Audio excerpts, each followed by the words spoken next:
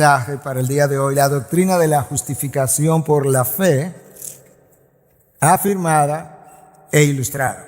Y la razón por la que lo he hecho de esa manera será revelada a lo largo del camino. Pero por ahora, déjame recordarte que, una vez más, hay textos de la palabra que están muy conectados. De hecho, donde dice capítulo 4 de Romanos, pudiéramos borrarlo y seguir desde el final del 3 hacia adelante, porque es el mismo tema, y es por eso que se hace necesario, yo diría hasta mandatorio, en este caso, volver a repetir algunas cosas en los próximos minutos para que puedas recordar dónde estamos.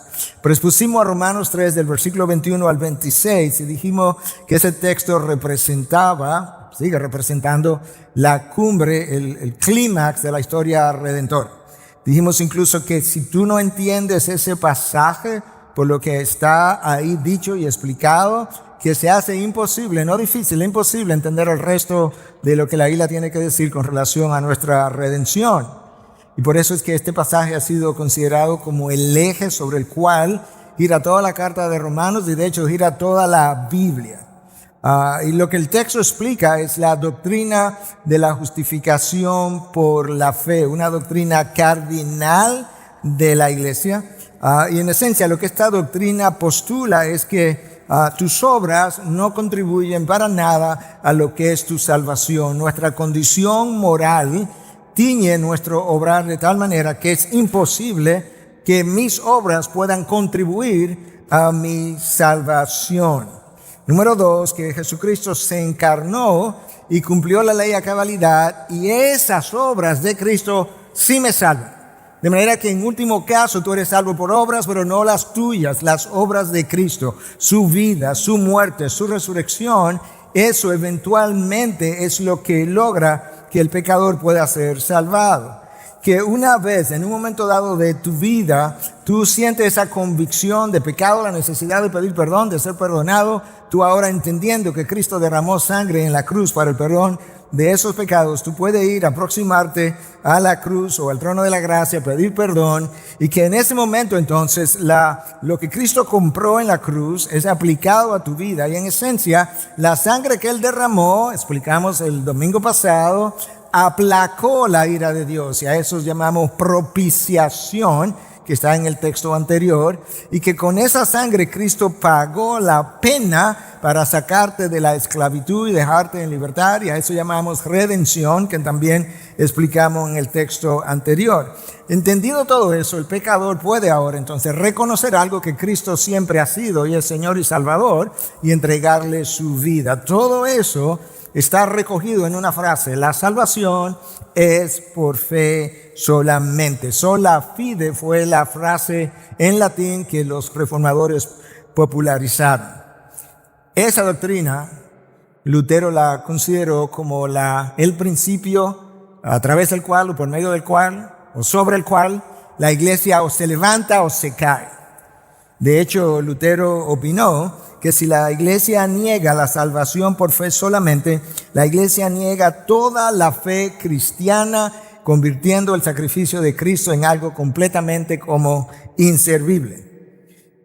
Tan convencido estaba Lutero de que esta doctrina es cardinal para lo que es nuestra fe, que él entendía que si una iglesia niega esta doctrina, no importa cuán grande sea, cuánto ministerio tenga, si niega esta doctrina, en esencia eso es una iglesia apóstata.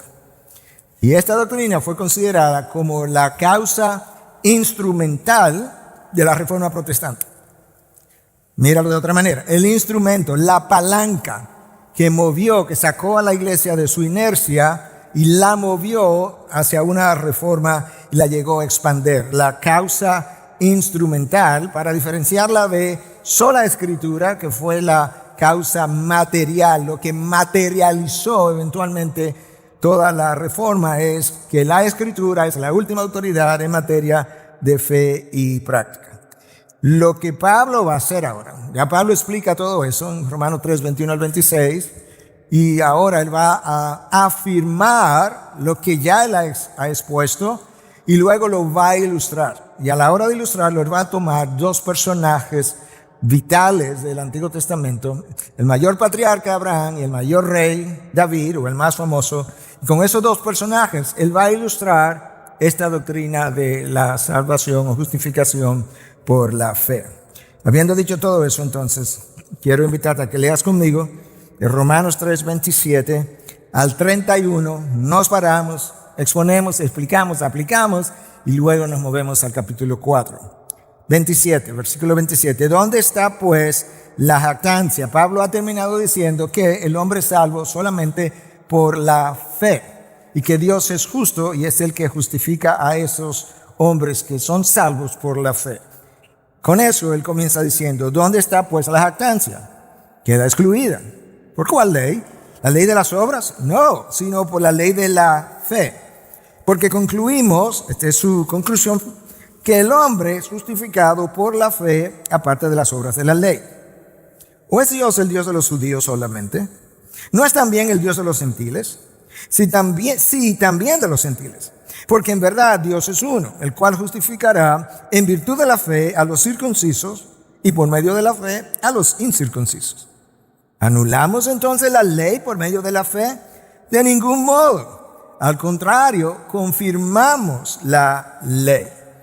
Una vez más, Pablo entra en lo que es llamado una diatriba, ya lo hemos mencionado en otras ocasiones. Es un argumento que tú construyes en tu mente, imaginando personas que te están escuchando y que están argumentando en tu contra o que están levantando preguntas simplemente. Entonces tú elaboras la pregunta y luego tú mismo respondes dicha pregunta. Y esta es la primera. ¿Dónde está pues la jactancia? En otras palabras, ¿de qué te va a enorgullecer si no es por obras? Si tú no puedes contribuir a tu salvación, ¿de qué te vas a jactar? Entonces Pablo responde inmediatamente, queda excluida obviamente, pero él ha hablado de dos cosas. Él ha hablado de las obras, él ha hablado de la fe, y él dice, ¿por cuál de las dos, por cuál ley queda excluida? ¿La ley de las obras? No, por la ley de la fe.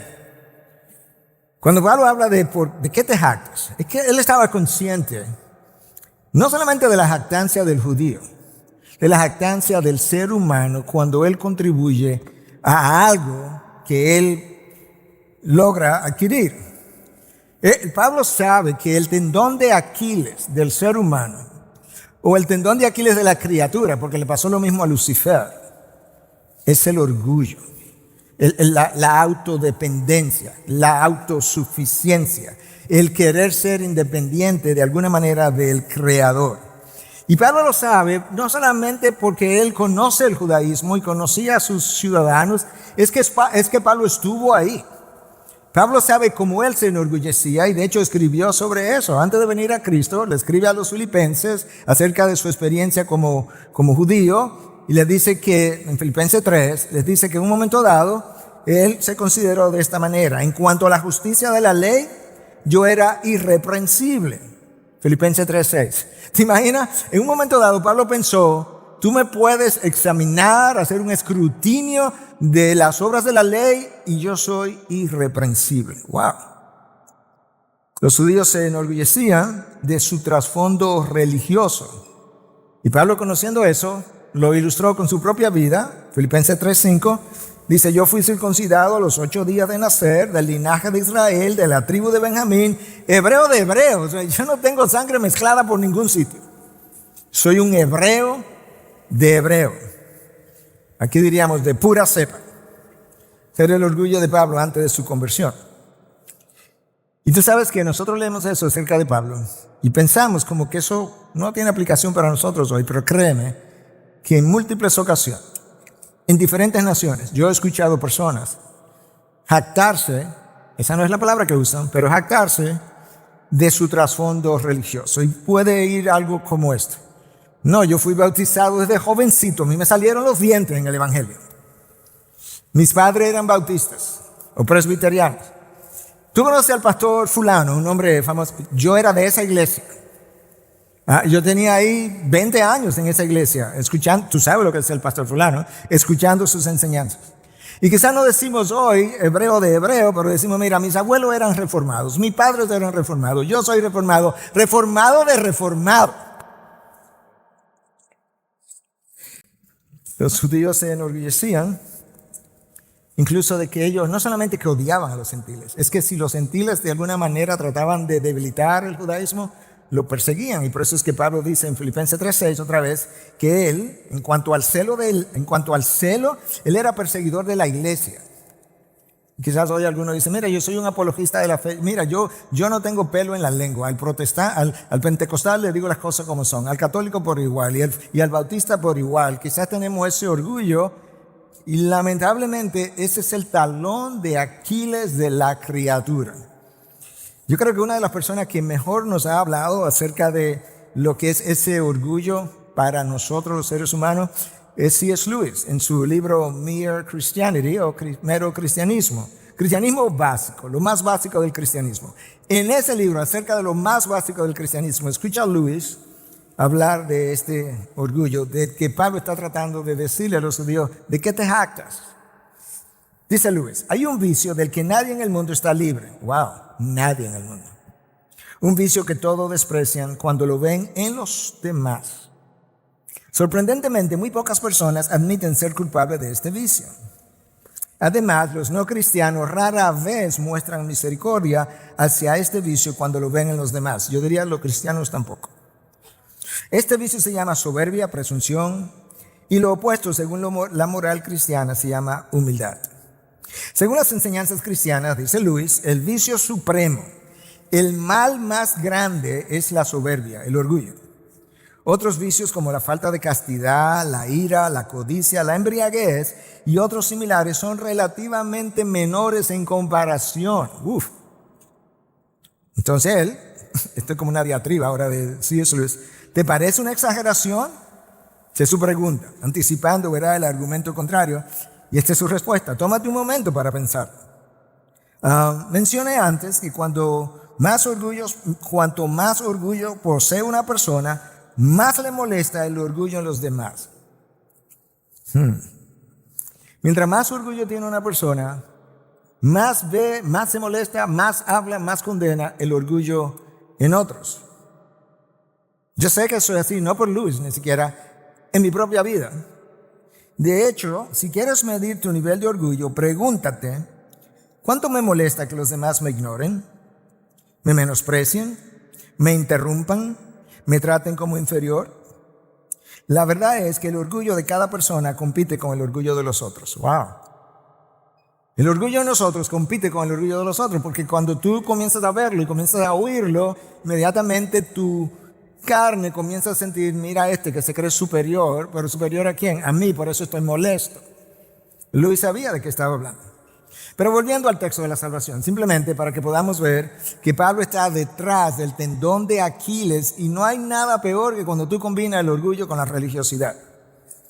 Y Pablo nos dice, no podemos ser salvos por las obras de la ley. Dice, la jactancia está excluida. Y él concluye en el capítulo 3, porque concluimos que el hombre es justificado por la fe aparte de las obras de la ley, algo que ya él venía elaborando. Pero ahora Pablo, él sabía a lo que estaba apuntando en el judaísmo. Por un lado, a esta jactancia, ¿verdad?, de la cual él mismo fue parte, pero estaba apuntando también al hecho de que ellos pudieran entender que la salvación no era simplemente para los judíos, que la salvación era para todo el mundo. Y de hecho, eso fue revelado también desde el libro del Génesis. Y entonces él hace la próxima pregunta de su diatriba, versículo 29. ¿O es Dios el Dios de los judíos solamente? ¿No es también el Dios de los gentiles? Sí, también de los gentiles. Porque en verdad Dios es uno, el cual justificará en virtud de la fe a los circuncisos, los judíos, y por medio de la fe a los incircuncisos, esos somos nosotros. Pablo había llegado a entender lo que él escribió a los Corintios en su segunda carta, que uno murió por todos, 2 Corintios 5:14, y por tanto todos murieron. Si uno murió por todos, eso implica que Cristo murió por judíos y gentiles, por gente de todo pueblo, lengua, tribu y nación. Y decía, ¿verdad?, que el hecho de que la salvación era para todo el mundo está revelado desde el Antiguo Testamento. En el libro del Génesis, Dios le dice a Abraham, capítulo 12 del Génesis, tempranito, en la elección de Abraham, en tu simiente, tu descendiente, le hace Cristo, en tu simiente serán benditas todas las naciones de la tierra. La única manera como eso podía ser es si la salvación les llega a ellos. Cuando tú llegas a los Salmos, tú te encuentras en 22:27, todos los términos de la tierra se acordarán y se volverán al Señor. Todos los términos, norte, sur, este, oeste. Y todas las familias de las naciones adorarán delante de ti. Todas las naciones. Es una doctrina también enseñada desde el inicio, pero debido al orgullo y a la jactancia, el judío llegó a creer que esa salvación era solo por ellos y que ellos podían, por medio de las obras de la ley, alcanzar tal salvación. De nuevo, Pablo sabe perfectamente que él necesita derrumbar algunas premisas que los judíos tenían. Entonces, una de esas premisas era que la salvación era por la ley, las obras de la ley. Ahora él está negando esa posibilidad y él sabe inmediatamente, yo sé lo que viene, que Pablo ahora enseña que la ley no sirvió para nada. Por eso viene la próxima pregunta de su diatriba. ¿Anulamos entonces la ley por medio de la fe? Él anticipa que eso es lo que algunos están pensando. O quizás de eso es que algunos lo irán a acusar. Y él responde inmediatamente, de ningún modo. Al contrario, confirmamos la fe. Pablo está diciendo, el problema no está con la ley, afirmamos la ley. No la fe, la ley. Al contrario, confirmamos la ley.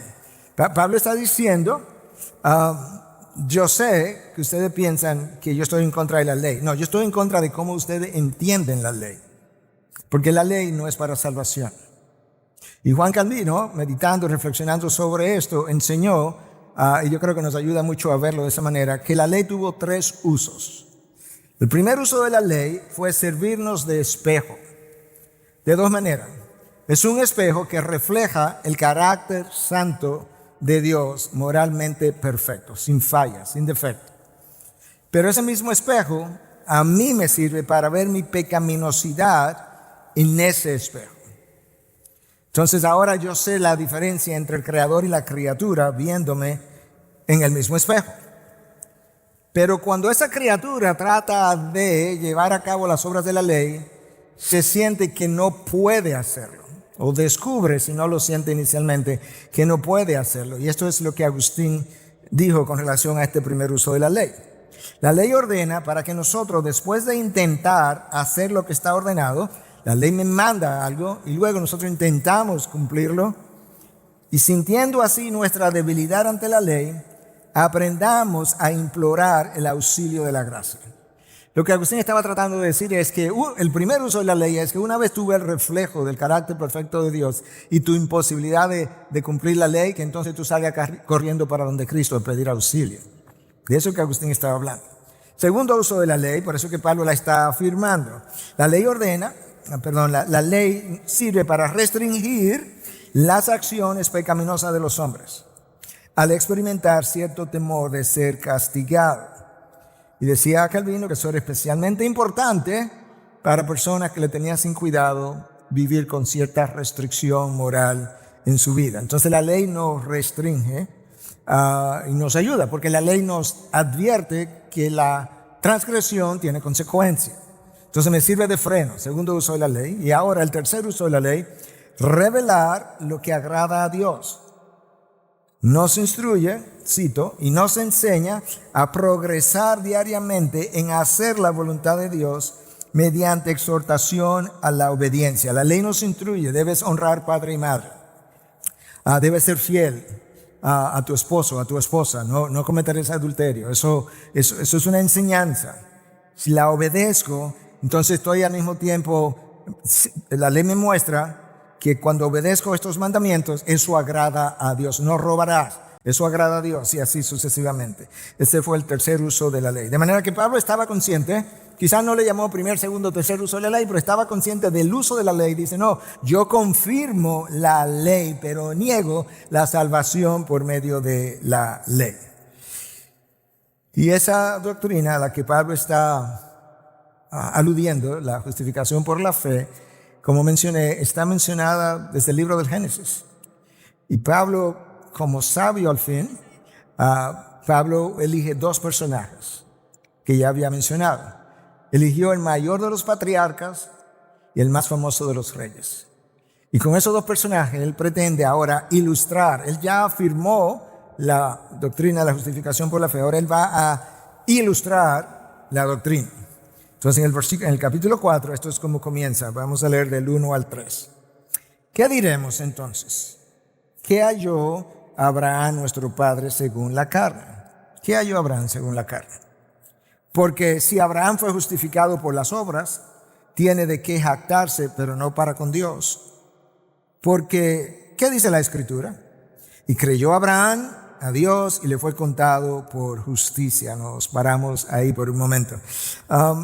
Pablo comienza diciendo, ¿qué halló Abraham por la carne? Vamos a explorar ese concepto. Y entonces en la exploración de ese concepto, él le dice, porque si fue por las obras, entonces Abraham tiene algo de qué jactarse ante Dios. Pero si había algo que los judíos sabían, es que quizás tú podías jactarse ante los hombres, pero ante Dios tú no podías hacer eso. Revelado de diferentes formas. El libro de Job lo ilustra perfectamente bien. El capítulo 9 no voy a entrar en los detalles, pero si Job no fuera suficiente, Dios reveló a través del profeta Jeremías que no te gloríes ni en lo que tienes, en la riqueza, que no te gloríes en tu poder, ni te gloríes en tu sabiduría, que si te ibas a gloriar había una sola cosa de la cual tú te podías gloriar, y era en que tú conoces a Dios y tú entiendes a Dios. De manera que Pablo le da por la rodilla a los judíos en su entendimiento. Le dice, oye, Abraham, tú sabes que Abraham no se podía jactar delante de Dios. De manera que esa no es la forma. Pero luego me encanta cómo él hace la pregunta en el versículo 3. ¿Qué dice la Escritura? Te voy a decir que me gusta esa pregunta. Número 1, que Pablo no dice, ¿qué dicen las Escrituras? Como si las Escrituras fueran diferentes porciones que se pueden tomar y dejar, o creer y no creer, sino que él la singulariza. ¿Qué dice la Escritura? Es un solo libro, una sola verdad unificada. Y número 2, Pablo no pregunta, ¿qué dijo Dios? No, él no tenía que hacer eso, porque Pablo entendía que cuando la Escritura habla, Dios habla. Entonces ahora la pregunta es, ¿qué dice la Escritura? Pero yo pudiera decir, ¿qué dijo Dios? Y esto es lo que los judíos leyeron pero no entendieron. Y creyó Abraham a Dios y le fue contado por justicia. Eso no es Romanos que lo dice por primera vez. Eso no es Pablo que lo está diciendo. Eso está en Génesis 15:6. Que cuando Abraham le creyó a Dios, a Abraham eso le fue contado por justicia. Y recuerda del mensaje anterior que dijimos que la palabra que traducimos ahí como justicia en español tiene que ver con el carácter moral.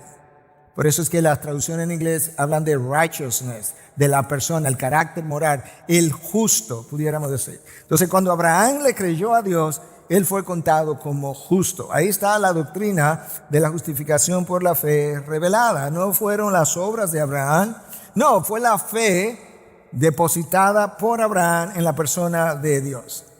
Ahora, la palabra traducida como le fue contado, que viene desde el Génesis, en griego es logizomai. Esta es una palabra clave que está repetida en el texto que voy a estar exponiendo del capítulo 4 como 7 u 8 veces. De diferentes formas, logizomai. Escucha lo que este diccionario teológico dice que la palabra significa. Significa tomar algo que le pertenece a alguien y acreditárselo a la cuenta de otro.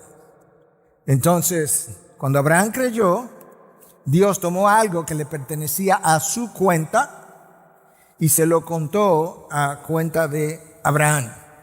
Y eso que Dios contó a cuenta de Abraham fue el carácter moral de Dios por medio del cual él podía ser salvo.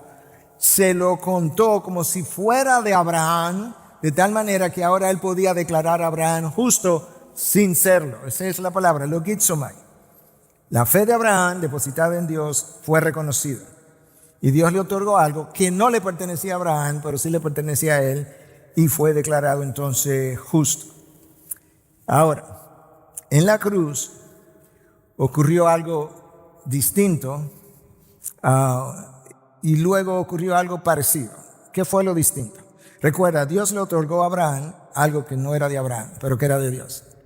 En la cruz, Dios tomó mis pecados, mis culpas, y se las imputó a Cristo, se las cargó a Cristo, a cuenta de Cristo, para que eventualmente, el día que yo llegara a creer, Dios pudiera tomar el carácter de Cristo e imputármelo a mí, considerarlo como mío sin serlo. De manera que los reformadores insistieron todo el tiempo que el pecador es declarado justo, pero que su justicia no es intrínseca, que no es una justicia, un carácter moral que a él le pertenece, porque él no llega a alcanzar ese carácter moral puro como debe tenerlo para salvación, sino que es extrínseco, que es algo que Dios le otorga, que le pertenece a Dios, en este caso a Cristo, y que se le otorga. Es como, literalmente hablando, en la cruz Cristo fue tratado como si él vivió la vida de Miguel Núñez o la tuya, para que cuando yo creyera, yo fuera tratado como si hubiese vivido la vida de Cristo. Esa es la doble imputación de que hablamos en teología. Déjame ver si te lo puedo ilustrar. Yo le decía en el servicio anterior que si tú estuviste aquí en el 2016, 2017 eran los 500 años de la Reforma, pues creo que fue 2016 o principio del 17, tú oíste esta ilustración, pero ya hace como 8 años de eso, de manera que probablemente la olvidaste o la recuerda mal o no la has oído. Entonces vale la pena volverla a usar. Pero yo creo que esta esta ilustración muestra perfectamente bien de qué trata esta imputación, doble imputación, y de qué trata la doctrina y la justificación por la fe. Esto es como es. Se dice, ¿verdad? Cuenta la historia, que en un pueblo lejano, hace muchos años atrás, había un rey. El rey era un buen rey. Y en el pueblo había un cantante que era el mejor cantante de la ciudad. Quería ir a cantar para el rey, porque él apreciaba al rey.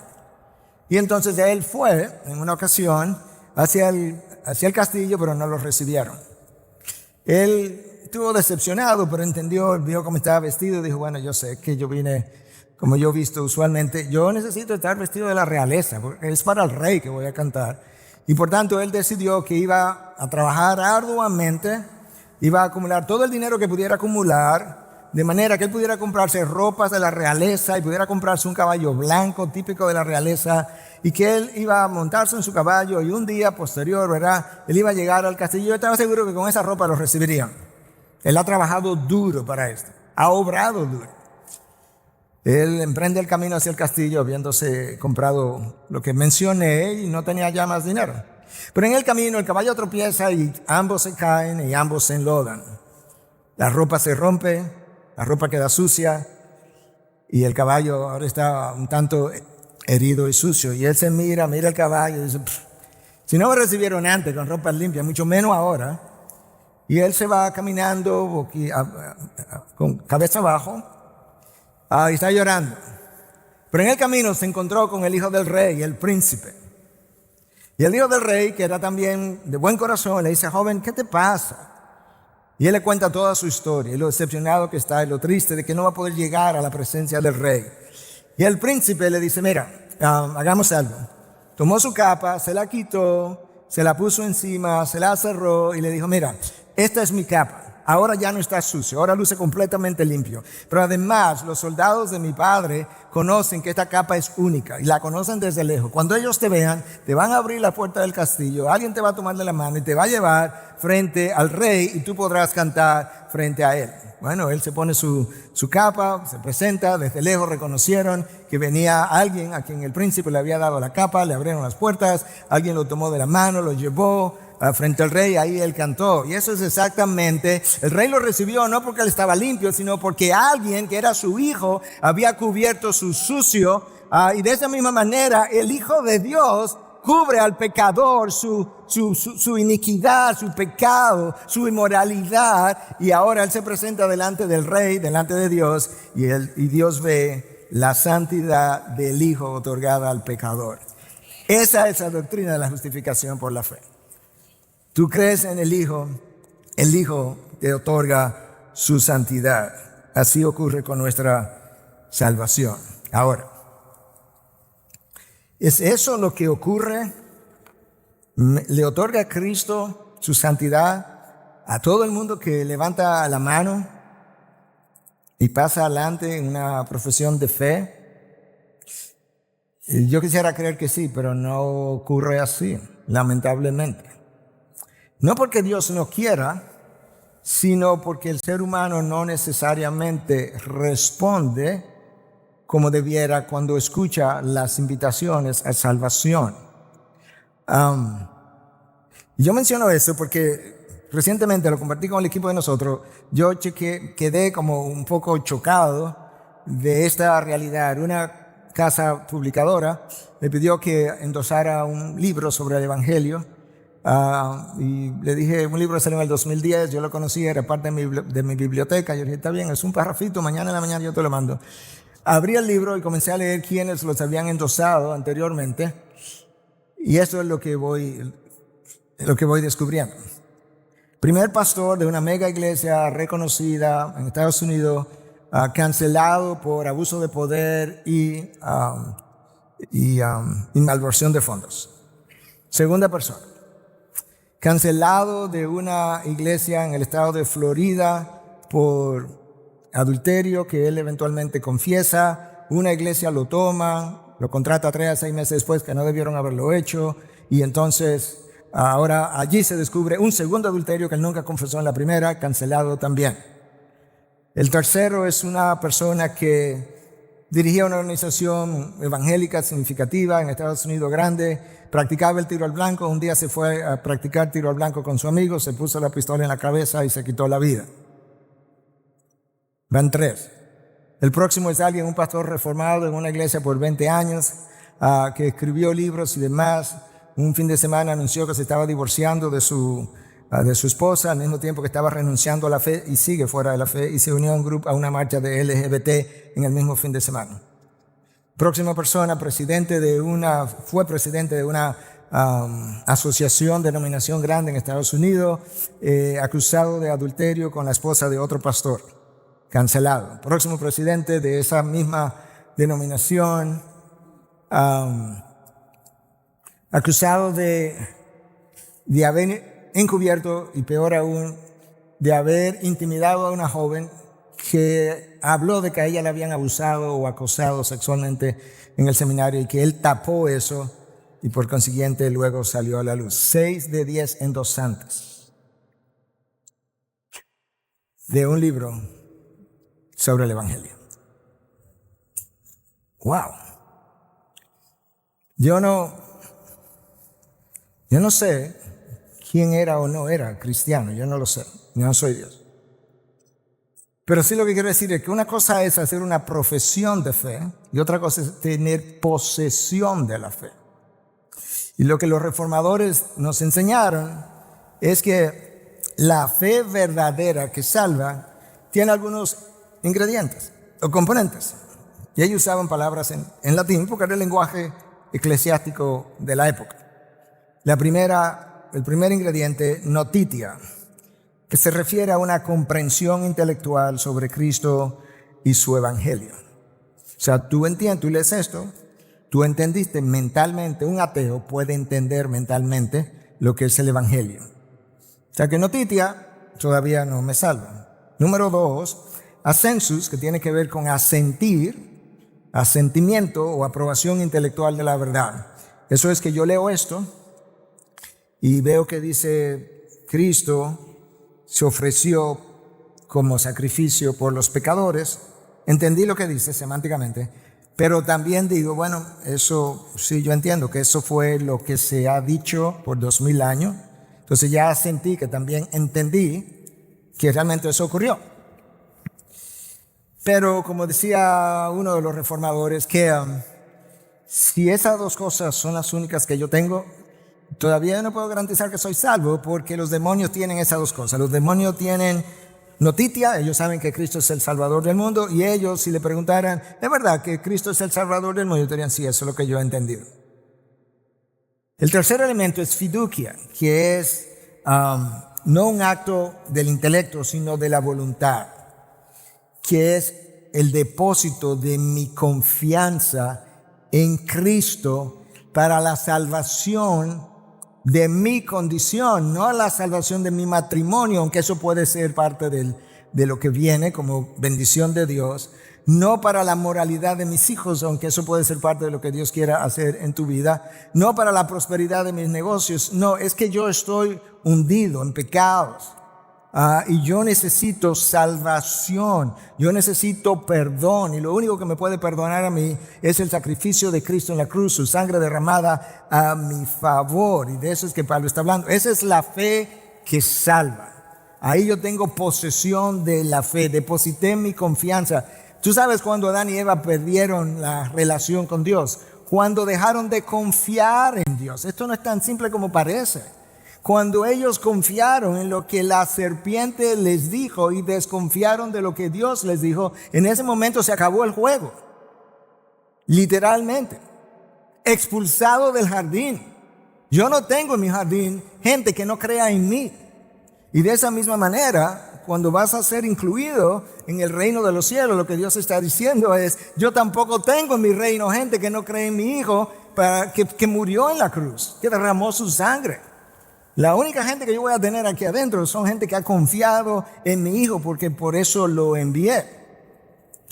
Entonces Pablo está usando todavía, ¿verdad?, a la vida de Abraham para ilustrar algo que viene de atrás, como que esto no es nuevo. Y Pablo elaboró mucho la doctrina de la salvación. Efesios 2, 8 y 9, la salvación es por gracia, por medio de la fe, y esto no es de vosotros, es un don de Dios. Pero como Pablo necesita como deshilachar, desempacar completamente la doctrina, y tiene que hacerlo en un contexto judío, él sigue con Abraham. Entonces en el versículo 5, habíamos leído, en el versículo 4 y 5, Pablo dice lo siguiente: ahora bien, al que trabaja, el salario no se le cuenta como favor, sino como deuda.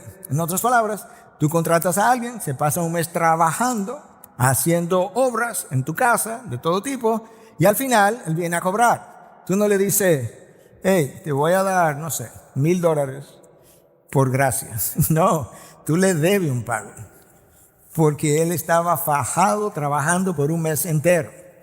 Pablo dice, déjame relacionarte eso con la salvación, ¿ok? Porque el salario, al que trabaja, el salario no se le cuenta, ahí está la palabra contar, logizomai, no se le cuenta como favor, sino como deuda.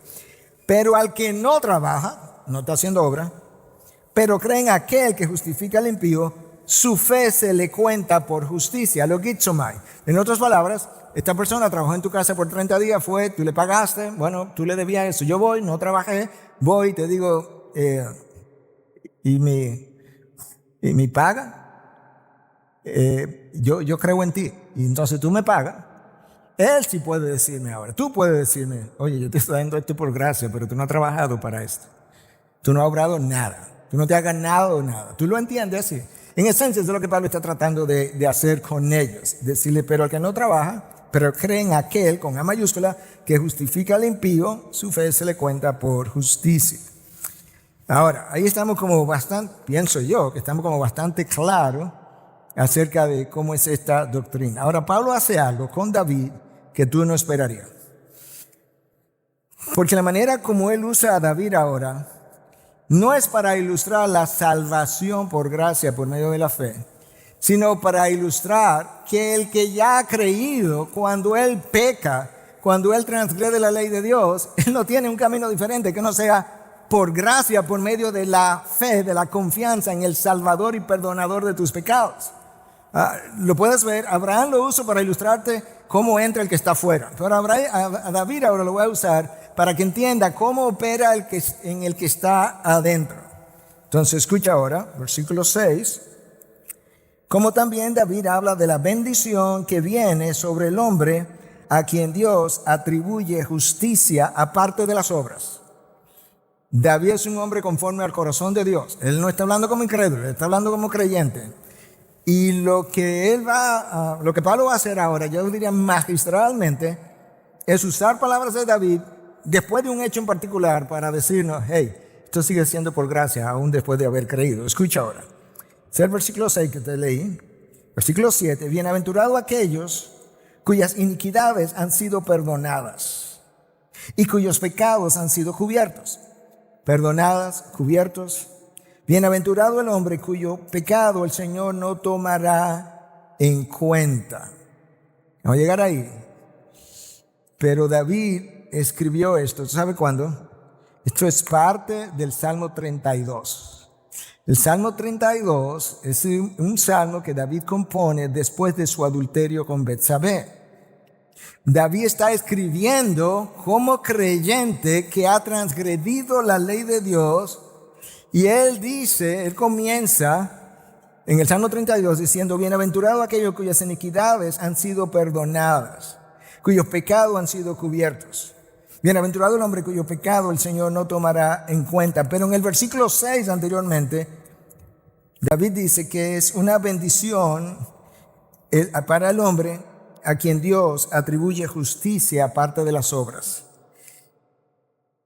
¿Tú sabes cómo David dice en el Salmo 32 que Dios cubrió su pecado, que Dios perdonó su pecado? David no dice: bienaventurado el hombre que fue al templo y ofreció 7 sacrificios y Dios le perdonó sus pecados. Eso no es lo que él dice. Si él dijera eso, entonces sería por las obras. No, David dice: bienaventurado aquellos cuyas iniquidades han sido perdonadas y cuyos pecados han sido cubiertos, sin haber obrado. El perdón que Dios otorga, hermano, al creyente después de pecar, no es por obra. Yo te voy a leer cómo David lo entendió en un momento. Pero ir a un confesionario a confesar tus pecados para luego que se te pida que te pares de ahí a hacer obras de penitencia, eso no es la manera como la Biblia describe que el perdón se obtiene. Escucha a David otra vez. ¿Okay? Primero él dice: bienaventurado el hombre a quien Dios le perdona su pecado, sus iniquidades han sido cubiertas. Pero lo que él dice después es la revelación de por qué él comenzó diciendo lo que dijo acerca de la bienaventuranza. Lo que él dice ahora, versículo 3 al 5, escucha: mientras que hallé mi pecado, mi cuerpo se consumió con mi gemir durante todo el día. David está siendo honesto, transparente. Me encanta lo que él dice en el Salmo 51, que también es la confesión de David después de pecar con Betsabé, cuando él dice: le enseñaré a los hombres el camino como del perdón, o le enseñaré a los hombres cómo evitar la transgresión. Aquí David está haciendo exactamente eso. Déjame dejar esto plasmado para que otros vengan, me lean y entiendan cómo es que Dios perdona al creyente. Mientras que hallé mi pecado, mi cuerpo se consumió con mi gemir durante todo el día. Porque día y noche tu mano pesaba sobre mí. No podía dormir, me levantaba y me sentía culpable, me acostaba y me sentía culpable. Mi vitalidad se desvanecía con el calor del verano. Entonces, ¿qué hiciste, David? ¿Fuiste al templo? ¿Fuiste al sumo sacerdote? ¿Le esperaste por el día de la expiación? No, escucha, versículo 5. Te manifesté mi pecado y no encubrí mi iniquidad. Dejé de negarla, dejé de decirle a otros que no, que eso no había pasado, y dije: confesaré mis transgresiones al Señor, y tú perdonaste la culpa de mi pecado. ¿Qué hiciste, David? Fui sincero, leí el Salmo 51, fui donde el Señor y le dije que yo confiaba solamente en su misericordia, que yo confiaba solamente en su bondad, y el Señor entonces en su bondad me perdonó cuando confesé mis transgresiones, después que dejé de encubrir mi iniquidad. No sacrificio, no obras. David acaba de decir cómo él fue perdonado, y Pablo dice: eso es como tú necesitas ir donde Dios, yo necesito ir donde Dios. Cuando transgrede la ley como creyente, es yendo con un corazón contrito, humillado, a quien tú no negarás, dice David. Y diciendo: Señor, yo soy un hombre pecador de esta manera, una mujer pecadora de esta manera, y yo confío, ahí está la fe, y yo confío en que el sacrificio de tu Hijo en la cruz sigue teniendo poder para perdonar mis pecados en este momento. Y Pablo dice, versículo 9 al 2, ¿es pues esta bendición solo para los circuncisos? ¿Es solo para los judíos? No, o también para los incircuncisos. Porque decimos: a Abraham la fe le fue contada por justicia. Entonces, ¿cómo le fue contada? ¿Siendo circunciso o incircunciso? No siendo circunciso, sino siendo incircunciso. ¿Qué es lo que Pablo está tratando de explicar? No es que cuando el texto de Génesis dice que Abraham creyó y le fue contado por justicia, eso es Génesis 15:6. Abraham tenía alrededor de 75 años. Pero la circuncisión vino a los 99 años, 24 años después. De manera que cuando Dios declaró a Abraham justo, no fue después de la circuncisión, fue 24 años antes de la circuncisión, para dejar claro que el obrar no tenía nada que ver con esto. Por eso Pablo dice, pero ¿cómo fue que Abraham se le contó como justicia? ¿Siendo circunciso o incircunciso? No siendo circunciso, sino incircunciso. Y ahora él pregunta entonces, o mejor dicho, ¿y entonces qué fue la circuncisión? Escúchalo ahora, te lo voy a leer para cerrar, versículos 11 y 12 de Romanos 4 de la Nueva Traducción Viviente. La circuncisión era una señal de que Abraham ya tenía fe. A los 99 años, cuando él lo circuncidan, la circuncisión fue simplemente una señal de que ya él tenía fe de hace muchos años y de que Dios ya lo había aceptado y declarado justo aún antes de que fuera circuncidado. Ahora, mira detrás de qué más estaba Dios. Por lo tanto, Abraham es el padre espiritual de los que tienen fe, pero que no han sido circuncidados. Eso somos tú y yo, los gentiles. Como Abraham lo justificaron antes de la circuncisión, pues él puede ser el padre de aquellos, padre de la fe, de aquellos como nosotros que no tenemos circuncisión. A ellos se les considera justos debido a su fe. Y entonces los judíos, y Abraham también es el padre espiritual de los que han sido circuncidados, esos son los judíos, pero solo en caso de si tienen la misma clase de fe que tenía Abraham antes de ser circuncidado. En otras palabras, no es tu circuncisión que te salva, tú la puedes tener y tú puedes ser salvo, pero tu salvación te llega solamente si tú tienes la misma fe que Abraham tuvo cuando él fue circuncidado, que ya él tenía su fe y había sido declarado justo. Y con eso Pablo dice, dame el micrófono, y lo deja caer, que esto se acabó. Eso es lo que Pablo hace. Pablo afirma la doctrina de la justificación por la fe y luego la ilustra. Y yo creo que de esa manera Pablo lo hizo de una forma magistral. Todo eso es bueno entenderlo, no simplemente como para decir, wow, yo ahora entiendo mucho mejor. Si eso es lo único que va a hacer, fracasamos.